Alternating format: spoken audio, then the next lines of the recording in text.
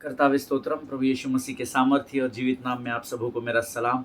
मैं विश्वास करता हूँ ये पैशन वीक जो हम ये पूरा सप्ताह अलग अलग समय अपना प्रार्थनाओं में बिताकर हम आगे बढ़ रहे हैं, प्रभु ने हमें यह सप्ताह दिया है। यहाँ लगभग हर दिन हम लोग कहीं ना कहीं प्रार्थना में व्यस्त पाए जाते हैं, जिसके कारण हमें परमेश्वर के साथ संगति करने का बहुत अधिक समय प्राप्त हो रहा है। हालेलुया। और इस पृथ्वी पर सबसे बड़ी आशीष यही है कि हम अपना अधिक से अधिक समय परमेश्वर की संगति में बिताएं। हालेलुया। प्रभु का धन्यवाद हो प्रियो, जिस वचन को परमेश्वर ने हमको इन दिनों में दिया है, मत्ती रचित सुसमाचार उसका 16 अध्याय उसके 21 से 23 वचनों को हम अध्ययन कर रहे हैं कि किस प्रकार से यीशु मसीह ने पहली बार अपने चेलों पर प्रकट किया कि उसका मार डाला जाना अवश्य है और कैसे वो तीसरे दिन जी उठेगा, उस विषय में हम लोग सीख रहे हैं। और प्रभु का धन्यवाद हो कि कल जो बातें मैंने आपको बताई उसके द्वारा बहुत सारे लोगों को बहुत आश्चर्य हुआ और उन्होंने कहा, पास्टर ये जो सब्जेक्ट के गहराई में आप हमको लेकर जा रहे हो, ये हमारे कई वर्षों के प्रश्न हैं, हमने कई लोगों से पूछे हैं, पर बहुत सारे लोगों के पास सेटिस्फैक्ट्री आंसर्स नहीं है। वो सटीक तरीके से हमें उत्तर नहीं दे पाए कि अगर एक ही परमेश्वर है तो फिर और एक ही परमेश्वर की सेवा इन चेलों ने की है, तो फिर सबके बातें अलग अलग क्यों पाई जाती है। हालेलुया। और ये प्रश्न कई वर्षों से मेरे हृदय में भी था, पर जब इन दिनों मैं अध्ययन कर रहा था, प्रभु ने कुछ बातों को प्रकट किया और मैं यहोवा का धन्यवाद देता हूँ कि परमेश्वर भेद की बातों को इस कलीसिया पर प्रकट कर रहा है। हालेलुया। ताकि हम जो कंफ्यूज स्टेट ऑफ माइंड में चलते हैं या हमारे मनों में जो दुविधाएं होती है उसको परमेश्वर दूर कर रहा है। और इसीलिए वचन में लिखा है, प्रियो तुम सत्य को जानोगे और सत्य तुम्हें आज़ाद करेगा। हालेलुया। और सत्य को जानने के लिए सत्य के परमेश्वर यीशु नासरी के साथ बैठना, उसके साथ समय बिताना हम में से हर एक के लिए बहुत ज़रूरी होता है। आमीन। आज प्रभु फिर एक बार हमारे मध्य में है और ये समय है प्रियो जब हम परमेश्वर के वचनों में अपने आप को समर्पण करेंगे। लेकिन उससे पहले रोज के समान हम कुछ वचनों को पढ़कर प्रभु का आदर करते हैं, उसकी स्तुति उसका गुणानुवाद करते हैं। तो क्यों ना इस समय हम अपने अपने पवित्र शास्त्र को निकाल ले। और आज हमने पढ़ने के लिए जो वचन चुने हैं वो पाए जाते हैं भजन संहिता उसका 33 अध्याय, उसके पहले 6 वचनों को हम पढ़ेंगे। The book of Psalms chapter 33 verses 1 to 6। भजन संहिता उसका 33 अध्याय उसके 1 से लेकर 6 वचन हम पढ़ेंगे। और मैं चाहता हूं और विश्वास करता हूं कि आप सब लोग इस समय मेरे साथ वचन पढ़ेंगे, क्योंकि आप सब लोग परमेश्वर के भय में रहते हैं। आमीन। So let us open our Bible to the book of Psalms chapter 33 and verses 1 to 6। ये दो बातें हम पढ़ेंगे, ये 6 वचन हम पढ़ेंगे और इसके बाद फिर हम लोग परमेश्वर के अपने अध्ययन के समय में जाएंगे। भजन संहिता 33:1 कहता है, हे धर्मियों यहोवा के कारण जय जयकार करो, क्योंकि धर्मी लोगों को स्तुति करना शोभा देता है। वीणा बजा बजा कर यहोवा का धन्यवाद करो, 10 तार वाली सारंगी बजा बजा कर उसका भजन गाओ, उसके लिए नया गीत गाओ, जय जयकार के साथ भली भांति बजाओ, क्योंकि यहोवा का वचन सीधा है और उसका सब काम सच्चाई से होता है। वह धर्म और न्याय से प्रीति रखता है, यहोवा की करुणा से पृथ्वी भरपूर है। आकाश मंडल यहोवा के वचन से और उसके सारे गण उसके मुंह की श्वास से बने। हालेलुया। परमेश्वर इन पढ़े हुए वचनों पर आशीष दे। हे धर्मियों यहोवा के कारण जय जयकार करो, क्योंकि धर्मी लोगों को स्तुति करना शोभा देता है। हालेलुया। हे धर्मियों यहोवा के कारण जय जयकार करो। हालेलुया। आपके पास जय जयकार करने के लिए एक्सक्यूजेस नहीं चाहिए, आपके पास जय जयकार करने के लिए कोई बहाना नहीं होना चाहिए, परंतु क्योंकि आपका परमेश्वर यहोवा जीवित है, इसीलिए प्रभु का वचन कहता है यहोवा के कारण जय जयकार करो। हालेलुया। क्योंकि धर्मी लोगों को स्तुति करना शोभा देता है। आमीन। जब धर्मी आप और मैं जब परमेश्वर की स्तुति करते हैं तो ये परमेश्वर के लिए शोभा और आदर का कारण बन जाता है। आमीन। आपको और मुझे रचा ही इसलिए गया है ताकि हम अपने मुख से यहोवा की स्तुति और आराधना कर सके। हालेलुया। आमीन। आगे लिखा है, वीणा बजा बजा कर यहोवा का धन्यवाद करो, 10 तार वाली सारंगी बजा बजा कर उसका भजन गाओ। आमीन। अर्थात परमेश्वर चाहता है वाद्यों को लेकर हम यहोवा की आराधना करें। हालेलुया। अगर आपके पास कोई भी वाद्य नहीं है बजाने के लिए, तो ये 10 तार वाली सारंगी जो है, ये 5 तारे और ये 5 तारे, ये 10 तार वाली सारंगी लेकर यहोवा का धन्यवाद करो, उसकी स्तुति करो, उसका भजन गाओ, ऐसा लिखा है। हालेलुया। प्रियो, परमेश्वर चाहता है कि हम आत्मा और सच्चाई से उसकी आराधना करें। आमीन। हमारी आराधना किसी साउंड सिस्टम पर, किसी लाइट सिस्टम पर, किसी वाद्य पर निर्भर नहीं है। अगर हमारे पास कुछ भी नहीं है तो भी धन्यवाद हो, हमारे पास 10 तार वाली ये सारंगी है जिसको बजा बजा कर परमेश्वर ने हमें आराधना करने की आज्ञा दी है। हालेलुया। आप में से कितने लोग करते हैं मुझे पता नहीं, मैंने कई लोगों को देखा है हाथ सीधे खड़े कर हाथ सीधे नीचे रख करके वो गीतों को गाते हैं या तो लोगों को देखते रहते, पर परमेश्वर का वचन कह रहा है वीणा बजा बजा कर यहोवा का धन्यवाद करो, 10 तार वाली सारंगी बजाकर उसका भजन गाओ। हालेलुया। उसके लिए नया गीत गाओ, जय जयकार के साथ भली भांति बजाओ। हालेलुया। आमीन। नया गीत गाने के लिए कहा गया है। नए गीत हम कैसे गाएंगे पास्टर साहब? जब आप आत्मा और सच्चाई से होकर आराधना करेंगे, परमेश्वर आपके मुख में नए नए शब्दों को रखेगा, पवित्र आत्मा की नई नई बातों को रखेगा और आप अपने मुख से अंगीकार करते चले जाओगे और परमेश्वर के लिए आपका वो नया गीत सुखदायक सुगंध के नाई ग्रहण योग्य हो जाएगा। हालेलुया। आमीन। आगे वचन कहता है, क्योंकि यहोवा का वचन सीधा है और उसका सब काम सच्चाई से होता है। हालेलुया। परमेश्वर का सब काम सीधा है, वो टेढ़े कामों को नहीं करता। परमेश्वर का सब काम सच्चा होता है और इसीलिए हम उसको कहते हैं कि हम सच्चे परमेश्वर की आराधना करते हैं। उसके मन में छल नहीं है, कपट नहीं है, वो अपनी बातों से मुकरता नहीं है, वो अपने शास्त्र को बदलता नहीं है। उसने कहा है आकाश और पृथ्वी टल जाएंगे परंतु मेरा वचन बना रहेगा। हालेलुया। और वही वचन सीधा है और आगे वचन कहता है कि उसका सब काम सच्चाई से होता है। हालेलुया। परमेश्वर अपने कार्यों में मिलावट नहीं करता, परमेश्वर अपने कार्यों में मैनिपुलेशन नहीं करता है। परमेश्वर का वचन कहता है जो मैंने लिख दिया है, जो इसके अनुसार करेंगे वो आशीषों में बढ़ते चले जाएंगे। हालेलुया। आगे 5वां वचन कहता है, वह धर्म और न्याय से प्रीति रखता है, यहोवा की करुणा से पृथ्वी भरपूर है। वह धर्म और न्याय से प्रीति रखने वाला परमेश्वर है। आमीन।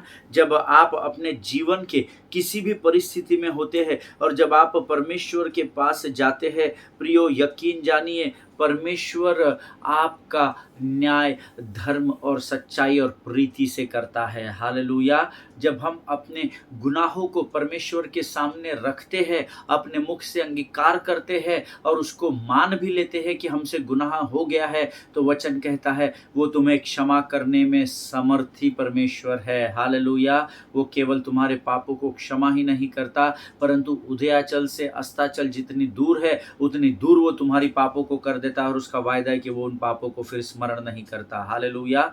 लेकिन उसके लिए आपको परमेश्वर के सामने जाकर अपने गुनाहों को कबूल करना पड़ता है। आप मन में ये नहीं सोचना कि परमेश्वर को सब पता है, उससे क्या माफी मांगना है ना। आपको अंगीकार करना पड़ेगा क्योंकि विश्वास के लिए मुंह से अंगीकार किया जाता है, ऐसा वचन में लिखा है। ईमान। जब आपसे गलतियां होती है, गुनाह हो जाते हैं, तो आप अपने किवाड़ों को बंद करें, अपने मुखों को खोले, अपने घुटनों पर आकर परमेश्वर से अपने किए गए गुनाहों की क्षमा मांगे। मैं आपको यकीन दिलाता हूं स्वर्ग का परमेश्वर दयालु और विश्वास योग्य है। जब आप अपने पापों का अंगीकार करेंगे परमेश्वर आपको क्षमा कर देगा। हालेलुया। आमीन। उसके आगे लिखा हुआ है उसके यहोवा की करुणा से पृथ्वी भरपूर है। हालेलुया। आज मैं और आप जीवित पाए जाते हैं क्योंकि परमेश्वर की करुणा धर्मी के जीवन पर दिन प्रतिदिन नई होती है। हालेलुया। अगर परमेश्वर की करुणा स्टैग्नेंट होती, अगर एक ही बार देकर अगर वो खत्म कर देता, तो हमसे इतनी गलतियां, इतने गुनाह हो जाते हैं कि वो करुणा हमारे जीवन से समाप्त हो जाती और हमें मृत्यु का सामना करना पड़ता। लेकिन प्रभु का वचन कहता है, एक गीत हम लोग गाते हैं, नई कृपा को दे दो खुदा, नए बल को दे दो खुदा, नए दिन में मुझे चला दो, नई कृपा से मुझे भर दो। हालेलुया। परमेश्वर की करुणा, परमेश्वर की कृपा, उसकी दया, उसका अनुग्रह दिन प्रतिदिन हमारे जीवन पर नया होता चला जाता है। हालेलुया। आकाश मंडल यहोवा के वचन से और उसके सारे गण उसके मुंह की श्वास से बने। हालेलुया। आकाश मंडल हम सब जानते हैं, परमेश्वर ने कहा और हो गया और उसने कहा अच्छा हुआ। फिर दूसरे दिन परमेश्वर ने कुछ बनाया, उसने कहा और बन गया और उसने कहा अच्छा हुआ। ईमान। परमेश्वर के मुख से जो बातें होती चली गई, परमेश्वर उसको बनाता चला गया। ईमान। उसने आकाश और पृथ्वी को अलग किया, उसने सारी सृष्टि को इतना सुंदर बनाया, आकाश में उड़ने वाले पंछी, समुद्र में तैरने वाले प्राणियों को बनाया, जमीन पर रेंगने वाले जंतुओं को बनाया, पेड़ पौधों को बनाया, और उसने मनुष्य की भी निर्मिति की। हालेलुया। इसीलिए वचन में लिखा है, आकाश मंडल जो है वो यहोवा के वचन से स्थिर है। उसने एक ही बार सूर्य और चंद्र को आज्ञा दी और वो आज तक परमेश्वर की आज्ञा का पालन बिना भूले करते हैं। हालेलुया। रोज सूर्य दिन के समय में हमें प्रकाश देता है, रोज हमें चांद और चांदनी के प्रकाश से हम अपनी रात को पूर्ण करते हैं। हालेलुया। और उसके सारे गण उसके मुंह की श्वास से बने, ऐसा वचन में लिखा है। ईमान। सारे गण मुंह के श्वास से बने। ईमान। परमेश्वर ने अपने श्वास को, अपनी रूहा को हमारे अंदर, आदम के अंदर फूका और उसके द्वारा आदम जीवित प्राणी बन गया। और जब आदम जीवित बना तो उसके बाद उसका पूरा वंश प्रभु के दोबारा आगमन तक वो हर व्यक्ति परमेश्वर की उस श्वास के द्वारा इस पृथ्वी पर जीवित पाया जाएगा। हालेलुया। प्रभु इन पढ़े हुए वचनों के द्वारा हम में से प्रत्येक पर आशीष दे। ये समय है जब हम इन पढ़े हुए वचनों के लिए यहोवा का धन्यवाद करेंगे, क्योंकि उसने हमारे मुख में यह सामर्थ्य दी कि हम इस वचन को पढ़ सके। कई लोग हैं प्रिय पृथ्वी पर जो पढ़ना चाहते हैं पर उनको पढ़ना नहीं आता, उनके पास जुबान नहीं है, पर यहोवा का हम आज धन्यवाद देंगे कि हमें सामर्थ्य दी कि हम इन वचनों को पढ़ सके। और आने वाले जो वचन जो हमारे अध्ययन का विषय है उसके लिए हम परमेश्वर के सामने अपना समर्पण करेंगे। Let us pray. खुदावंद प्रभु यीशु मसीह के सामर्थ्य, मीठे और जीवित नाम के लिए धन्यवाद देते हैं राजा। धन्यवाद देते हैं प्रभु, क्योंकि तू विश्वास योग्य परमेश्वर है। धन्यवाद देते हैं परमेश्वर पिता, क्योंकि तेरी महिमा हमारे जीवन पर दिन प्रतिदिन प्रकट होती है। प्रभु जी परमेश्वर पिता, हम तेरे नाम को ऊंचा उठाते हैं परमेश्वर पिता, और धन्यवाद देते हैं आज इन बातों को पढ़ने के लिए तूने हमें सहायता की, हमें सामर्थ्य दी, हमें मदद की परमेश्वर पिता। प्रभु आने वाले वचनों के लिए हम अपना शरीर, प्राण, आत्मा और बुद्धि को तुझे समर्पित करते हैं। पवित्र आत्मा तू और हमारे जीवन पर संपूर्ण नियंत्रण को ले। प्रभु जी हम तुझसे प्रार्थना करते हैं, जीवन की वो गुड़ बातें जो पृथ्वी के ऊपर तू आज हमें प्रकट करने पर है राजा, उसे समझने के लिए लगने वाली स्वर्गीय समझ, बुद्धि और ज्ञान से भरकर तैयार कर, ताकि तेरी वाणी को केवल हम सुनने वाले न होने पाए, हम उसको हल्के में ना ले प्रभु, परंतु हम तेरे भय में रहकर इन वचनों को गंभीरता से ग्रहण कर सके राजा। प्रभु जितने लोग सुनते हैं उनमें से प्रत्येक को आशीष दे। सारी बातों में महिमा तुझको देते हैं, अपने आप को यीशु के लहू में सुरक्षित करते, और इस विनती को धन्यवाद के साथ हमारे उद्धारकर्ता और हमारे परमेश्वर यीशु नासरी के सामर्थ्य और मीठे नाम में मांगते हैं पिता। सुनिए और बड़ी दया से ग्रहण करें। आमीन आमीन।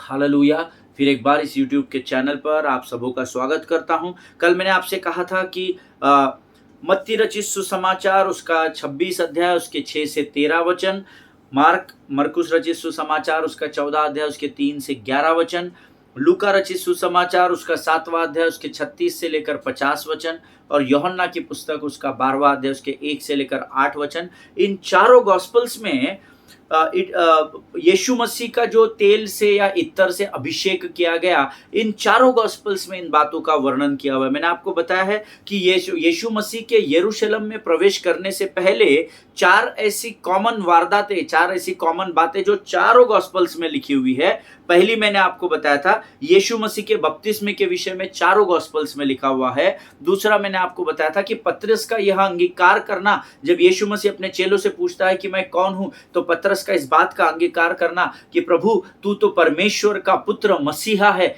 ये चारों गॉस्पल्स में मेंशन किया हुआ है। तीसरी बात जो है the miracle of feeding of the 5000 only main, 5000 केवल पुरुषों का भोजन को खिलाया जाना, ये चारों गॉस्पल्स में दिया हुआ है। और चौथी बात the anointing of Jesus with oil by this women, है ना, इस स्त्री के द्वारा यीशु मसीह का अभिषेक तेल के द्वारा करना, ये चारों गॉस्पल्स में लिखा हुआ है। हालेलुया। लेकिन इस अध्ययन की खासियत यह है कि every gospel writer tell his story in a different way. हर एक गॉस्पल, मत्ती, मरकुस, लूका और यूहन्ना, इन चारों ने इस अभिषेक तेल के अभिषेक की जो स्टोरी है, इसको अपने अपने शब्दों में बयान किया है। इसीलिए बहुत सारे जगहों पर कंफ्यूजन हो जाता है, क्योंकि लूका में अलग लिखा है, मत्ती में अलग लिखा है, मरकुस में अलग लिखा है और यूहन्ना में अलग लिखा है। तो लोग कई बार डॉक्टर जाकिर नाइक जैसे मूर्ख लोग जो बाइबल को लेकर वाद विवाद के लिए खड़े हो जाते हैं और चैलेंजेस करते हैं,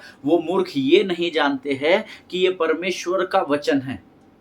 आमेन। मैं आपको वचन से प्रमाणित करूंगा कि क्यों ये चारों गॉस्पल्स में एक ही स्टोरी अलग अलग तरीके से लिखी हुई है, क्योंकि बहुत सारे लोग इसको लेकर कंफ्यूज है। मैंने आपको बताया कंफ्यूजन के कुछ पॉइंट्स है। पहला डिसएग्रीमेंट जो या मतभेद जिसको बोल सकते हैं या असहमति जो लोगों में पाई जाती है, वो है कि ये घटना किस स्थान पर हुई। इस बात को लेकर बहुत बवाल होता है। आमेन। उसको लेकर लोग आर्ग्यूमेंट करते, पर मैं फिर एक बार आपको बताना चाहता हूं, पवित्र शास्त्र वाद विवाद की पुस्तक नहीं, पवित्र शास्त्र जीवन की पुस्तक है, जिससे हम जीवन को प्राप्त करते हैं। हालेलुया। तो पहला डिसएग्रीमेंट जो इन बातों इन चारों गॉस्पल्स में पाया जाता है इस विषय को लेकर, जो मैंने अध्ययन किया अपने अध्ययन के समय में, कि ये घटना किस स्थान पर हुई, जिसके विषय में मैंने कल आपको बताया था। मत्ती और मार्क, मैथ्यू और मार्क, ये किताबों को आप पढ़ेंगे, मत्ती और मरकुस की किताब, तो इनके किताबों के अनुसार ये घटना बेतनिया में शमौन कोढ़ी के घर पर हुई। ये जो तेल का अभिषेक यीशु मसीह का उस स्त्री के द्वारा किया गया, अगर आप मत्ती और मरकुस की किताब पढ़ेंगे तो ये घटना बेतनिया में हुई और शमौन कोढ़ी के घर पर यह घटना हुई। लेकिन अगर आप यूहन्ना की किताब पढ़ेंगे तो यूहन्ना के किताब में लिखा है कि यह घटना बेतनिया में ही हुई, लेकिन यह शमौन कोढ़ी के घर पर नहीं, परंतु मार्था, मरियम और लाजर के घर पर हुई। आमीन। लेकिन अगर आप इसको डॉक्टर लूक की किताब में पढ़ेंगे तो यह घटना शमौन के घर पर हुई, पर शमौन कोढ़ी के घर पर नहीं, लेकिन शमौन फरीसी के घर पर, जो गलीली के उत्तर भाग में रहता था, उसके घर पर हुई, ऐसा डॉक्टर लूक ने लिखा है। हालेलुया। अब देखिए, ये चारों लोगों ने अलग अलग बातें लिखी है। मत्ती और मार्क के अनुसार बेतनिया में शमौन कोढ़ी के घर पर, यूहन्ना के अनुसार ये घटना हुई मार्था, मरियम और लाजर के घर पर, और लूक के अनुसार ये घटना हुई शमौन के ही घर पर, लेकिन जो उत्तरी भाग के गलीली के उत्तर भाग में रहता है उसके घर पर। हालेलुया। अब दूसरा जो कंफ्यूजन का भाग है, जो लोग नोट्स लिखते हैं वो इन बातों को लिखिए, ये बहुत इंपॉर्टेंट बातें हैं, ताकि जब कभी प्रभु आपका इस्तेमाल इन वचनों को बांटने के लिए करे तो आप कंफ्यूज ना होने पाए। दूसरा जो बड़ा मतभेद का विषय है, दूसरी बात, यीशु का तेल से किसने अभिषेक किया, इस बात को लेकर भी बड़ा विवाद होता है। आमेन। आई रिमेम्बर पास्टर प्रभु में हमारे मित्र है, भाई है, बड़े भाई है, पास्टर अनिल कांत, उनका एक गीत है, यीशु के नाम में शिफा है, यही कलाम में लिखा है। ये गीत एक बार जब मैं गा रहा था तो उसमें इस स्त्री के बारे में लिखा है कि यीशु के पैरों को अश्कों से धोकर यूं कहा था मरियम ने रोकर। तो बहुत सारे लोगों ने, जब मैंने स्टेज पर इस गीत को गाया था तो बहुत सारे लोगों ने बोला ये कौन सी मरियम है। मैं भी कंफ्यूज हो गया था उस समय, क्योंकि मैं वचन में परिपक्व नहीं था। मैं आपको ये बात 2006-7 की बात बता रहा हूँ, और मैंने अनिल भाई को फ़ोन किया उस समय और मैंने कहा पास्टर जी ये कौन सी मरियम थी जिसने यीशु के पैरों को अश्कों से धोया था, क्योंकि बाइबल में अलग अलग वर्णन इनका किया गया है। तो उन्होंने मुझसे कहा था आपको जो मरियम पसंद है ब्रदर, उसी मरियम ने उसके पाँव धोए थे, ऐसा समझ लीजिए, क्योंकि ये वाद विवाद की पुस्तक नहीं है, ये प्रभु के आनंद के सुसमाचार की किताब है। हालेलुया। जब इन दिनों में इस विषय का अध्ययन कर रहा था तो मुझे वो बात स्मरण आई, और वही ये मतभेद का या असहमति का एक भाग ये है इस विषय में कि यीशु का तेल से किसने अभिषेक किया। अगर आप मत्ती की किताब पढ़ेंगे तो उसमें स्त्री का नाम लिखा ही नहीं है, एक स्त्री ऐसा लिखा हुआ है। आप पढ़िएगा जरूर, क्योंकि ये बातें आपको जीवन की गहराई में लेकर जाएगी। अगर आप मरकुस की किताब पढ़ेंगे तो मरकुस की किताब में भी स्त्री का नाम लिखा ही नहीं है कि वो स्त्री कौन थी। हालेलुया। लूक की किताब, अगर आप डॉक्टर लूक की किताब पढ़ेंगे तो उसके बारे में वहां पर लिखा है कि एक पापिनी स्त्री है, और ऐसा कहा जाता है कि वो एक प्रोस्टिट्यूट थी, वो एक वेश्या थी, जो मरियम मगदलिनी के नाम से जानी जाती थी। उसने यीशु के पांवों को इत्तर से धोया। लेकिन अगर आप यूहन्ना की किताब पढ़ेंगे तो उस स्त्री का नाम मरियम लिखा हुआ है, जो लाजर और मार्था की बहन थी। हालेलुया। अब देखिए, मतभेद वाली बातें हैं कि नहीं, चारों गॉस्पल्स में अलग अलग बातें लिखी हुई है, लेकिन अधिकतर समय उस स्त्री को जिसने तेल या कीमती इत्र से यीशु का अभिषेक किया था, उस पापिनी स्त्री अर्थात मरियम मगदलिनी के नाम को लेकर बताया जाता है कि वो स्त्री मरियम मगदलिनी थी जिसने यीशु के पाँव को इत्र से धोया। लेकिन हम वचन से आज सीखने का प्रयत्न करेंगे और मेरा विश्वास है प्रभु की आत्मा हमको सिखाएगी कि वो कौन सी स्त्री थी जिसने यीशु का अभिषेक किया था। हालेलुया। सो पहली कंफ्यूजन पैदा करने वाली जो असहमति या मतभेद या डिसएग्रीमेंट का जो पहली बात है कि ये घटना किस स्थान पर हुई। दूसरी बात है यीशु का तेल से किसने अभिषेक किया। तीसरा जो विषय है असहमति का कि ये घटना कब घटी या कब हुई, इसको लेकर भी बहुत वाद विवाद करते हैं पासबान लीडर्स और अगुवे, है ना। ये घटना किस स्थान पर हुई, और वाद विवाद करने का कारण यह है क्योंकि चारों गॉस्पल्स में अलग अलग लिखा हुआ है। सो अगर आप इन घटनाओं को ध्यान से पढ़ेंगे तो लूक की किताब के अनुसार ये घटना यीशु के मृत्यु के 1 सप्ताह पहले हुई। ये तेल से अभिषेक किए जाने वाली जो घटना है ये यीशु मसीह के मृत्यु के 1 सप्ताह पहले हुई। अगर आप यूहन्ना की पुस्तक यूहन्ना का सुसमाचार पढ़ेंगे तो ये घटना यीशु के मृत्यु के 6 दिन पहले हुई। आप पढ़िएगा ज़रूर, इसको भी आप नोट्स में लिख लीजिएगा और इनको पढ़ना ज़रूर। लूक के अनुसार 1 सप्ताह पहले, जॉन की पुस्तक के अनुसार 6 दिन पहले, और मत्ती और मार्क के अनुसार ये घटना यीशु मसीह की मृत्यु के 2 दिन पहले हुई। एक राइटर कह रहा है 7 दिन पहले हुई, एक राइटर कह रहा है 6 दिन पहले हुई, 2 राइटर कह रहे हैं 2 दिन पहले हुई। आमीन। सो यहाँ पर मतभेद की बातें हैं ये सारी बातें। और चौथी जो बात है जिस पर डिसएग्रीमेंट पाया जाता है, व्हाट शी अनॉइंटेड, किस वस्तु से यीशु मसीह का अभिषेक किया गया।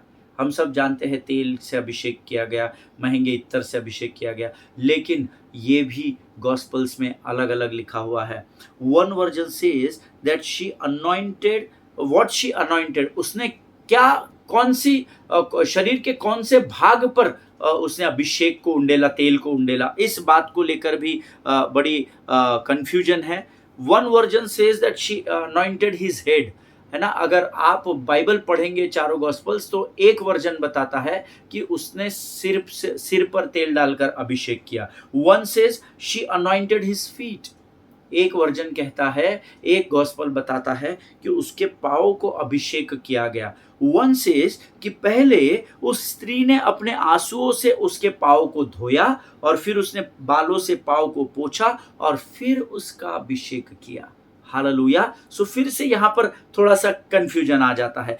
पांचवी डिसएग्रीमेंट करने वाली जो बात है, there is a great diversity about who objected this event. आमीन।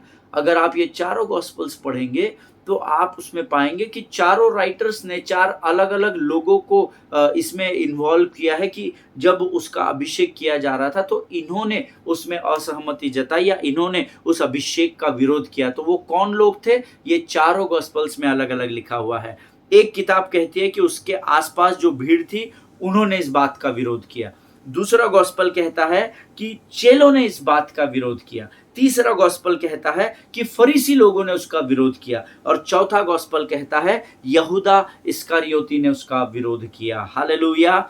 चारों सुसमाचारों में अगर आप यूहन्ना कहता है, यूहन्ना की पुस्तक में लिखा है कि जूडा ने, यहूदा इस्करियोती ने उनका विरोध किया। अब ये 5 बातें हैं जहां पर मतभेद है या डिसएग्रीमेंट है या असहमति जताई जाती है। आमीन। चारों सुसमाचारों में, जॉन की किताब में, यूहन्ना की पुस्तक में इन बातों को गहराई से लिखा गया है और इसीलिए हमने अध्ययन के लिए यूहन्ना उसका 12वां अध्याय और उसके 1 से 8 वचनों को चुना है, क्योंकि जॉन की किताब में, यूहन्ना के सुसमाचार में इन बातों को ज्यादा गहराई से लिखा गया है। हालेलुया। लेकिन दुनिया भर में लोगों को ये प्रश्न है कि Why are all the gospels so different? और ये प्रश्न है क्योंकि ये प्रश्न एक समय मुझे भी था कि क्यों, अगर एक ही परमेश्वर है और ये चारों उसके चेले हैं तो अलग अलग क्यों लिखा गया है। तो क्या इन्होंने अपने मन से लिखा है क्या, तो क्या इन्होंने अपने हिसाब से लिख दिया है क्या, तो क्या फिर ये सत्य की पुस्तक है भी या ऐसे ही लिखी गई है। क्योंकि पवित्र शास्त्र इस बात का वायदा करता है कि पवित्र आत्मा की प्रेरणा के द्वारा रचा गया ये किताब है। हालेलुया। सो बहुत बड़ा एक प्रश्न है, why are all the gospels so different, ये चारों भी सुसमाचार की किताबें एक ही स्टोरी को अलग-अलग तरीके से इतना असहमति, इतने मतभेदों के साथ क्यों बखान कर रही है? हालेलुया! अगर एक ही यीशु मसीह है और उसने एक ही जीवन जिया है, तो फिर चारों गॉस्पेल्स में इतने वेरिएशंस क्यों हैं? ये प्रश्न आपका है क्या मुझे पता नहीं, परंतु एक समय में ये प्रश्न मेरा प्रभु के सामने था कि अगर प्रभु तू कहता है कि एक ही यीशु मसीह इस पृथ्वी पर आया जो पवित्र है, एक ही जीवन अगर उसने जिया है, तो फिर इन चारों गॉस्पेल्स में इतना कन्फ्यूजन, इतना वेरिएशन क्यों है? हालेलुया! मुझे पूरा विश्वास है कि आप में से बहुत सारे लोगों के मन में भी ये सवाल होगा। हालेलुया! आज हम यहाँ पर समाप्त करेंगे क्योंकि मैं चाहता हूँ कि इस बात को आपके सामने मैं खुलकर रख सकूँ। आमीन। मैं चाहता हूँ कि इन बातों की गहराई को आप समझें ताकि जीवन के अंत तक जब भी कोई इस विषय में आपको प्रश्न पूछे तो आपके मन में इसकी सटीक पिक्चर का होना ज़रूरी है कि क्यों ये चारों गॉस्पेल्स अलग-अलग तरीके से लिखे गए हैं। हालेलुया! और मैं नहीं चाहता कि मैं अगले 5-7 मिनट और प्रचार करके बीच में रुक जाऊँ और फिर कल आपको इस वचन को बाँटूँ, आपकी कनेक्टिविटी नहीं लग पाएगी। इसलिए आज हम यहाँ समाप्त करेंगे इस प्रश्न के साथ कि अगर यीशु मसीह एक है, उसने एक जीवन जिया है, तो फिर चारों गॉस्पेल्स में इतने वेरिएशंस क्यों हैं? आमीन। और ये प्रश्न शायद मैंने आपको बताने के बाद शायद आप भी इस पर सोच रहे होंगे कि हाँ, ये बात तो सच है कि अगर एक ही परमेश्वर है, एक ही स्टोरी है, तो फिर अलग-अलग तरीके से सबने क्यों लिखकर हम तक पहुँचाई है। हालेलुया! मैं आज इस प्रश्न के साथ आपको छोड़ देता हूँ। आप ये चारों गॉस्पेल्स कल पढ़कर आइएगा और मेरा विश्वास है कि परमेश्वर आपको उसमें आशीष ज़रूर देगा। हालेलुया! आइए प्रियो, इस समय हम अपनी आँखों को बंद करें, अपने सिरों को झुकाकर इन वचनों के लिए यहोवा का धन्यवाद दें। खुदावंद प्रभु यीशु मसीह के सामर्थ्य, मीठे और जीवित नाम के लिए धन्यवाद देते हैं। प्रभु जी, धन्यवाद देते हैं क्योंकि तूने आज इन वचनों के द्वारा परमेश्वर पिता हमसे बातचीत की राजा। हम धन्यवाद देते सचमुच प्रभु, कई बार हमारे जीवन में परमेश्वर पिता ऐसे प्रश्न होते हैं जो पवित्र शास्त्र से हम पढ़कर हमारे मनों में पाए जाते हैं। परमेश्वर पिता प्रभु, हम तुझसे प्रार्थना करते हैं, विनती करते हैं राजा, हम पर इन गहराइयों को प्रकट कर प्रभु जी, अपने प्रकाशनों को हमारे जीवन पर उंडे, ताकि पवित्र शास्त्र को लेकर धर्मी के जीवन में किसी भी प्रकार का कन्फ्यूजन न होने पाए राजा। आज जितनों ने ये वचन सुना है प्रभु जी, जिस प्रश्न के साथ आज हमने समाप्त किया है प्रभु, हम में से हर एक को सामर्थ्य और बुद्धि दे कि हम वचनों को खोज सके और प्रभु उस गहराई तक पहुँच सके जो तू हमें सिखाना चाहता है। जिन्होंने सुना उनमें से प्रत्येक को आशीष दे। सारी बातों में महिमा तुझको देते, अपने आप को यीशु के लहू में सुरक्षित करते हैं और इस विनती को धन्यवाद और पूरे विश्वास के साथ हमारे उद्धारकर्ता और परमेश्वर यीशु नासरी के सामर्थ्य और मीठे नाम में मांगते हैं पिता। सुनिए और बड़ी दया से ग्रहण करें। आमीन। हालेलुया। परमेश्वर आप सबों को बड़ी बरकत, बड़ी आशीष दे। प्रियो, आज हम यहाँ समाप्त करेंगे। इजराइल के लिए प्रार्थना करें, भारत देश के लिए प्रार्थना करें, अपने पासवानों के लिए, उनके परिवारों के लिए ज़रूर प्रार्थना करें। हमारे देश के प्रधानमंत्री, होम मिनिस्टर, डिफेंस मिनिस्टर, सारे सेंट्रल मिनिस्टर्स के लिए प्रार्थना कीजिए, सारे कैबिनेट के लिए प्रार्थना कीजिए, ताकि परमेश्वर उनको सत्य से भरे और सत्य उन्हें आज़ाद कर सके। और मोदी जी के द्वारा और पूरी भारत सरकार के द्वारा जो इन दिनों में इस देश पर नियंत्रण को लेकर चल रही है, उनके द्वारा हमें यह सुविधा उपलब्ध कराई जाए कि हम स्वतंत्रता से होकर इस देश में सत्य की बातों को प्रकट कर सके। हालेलुया। एक दूसरे को प्रार्थना में स्मरण रखें। सभी को जय मसीह की। God bless you all.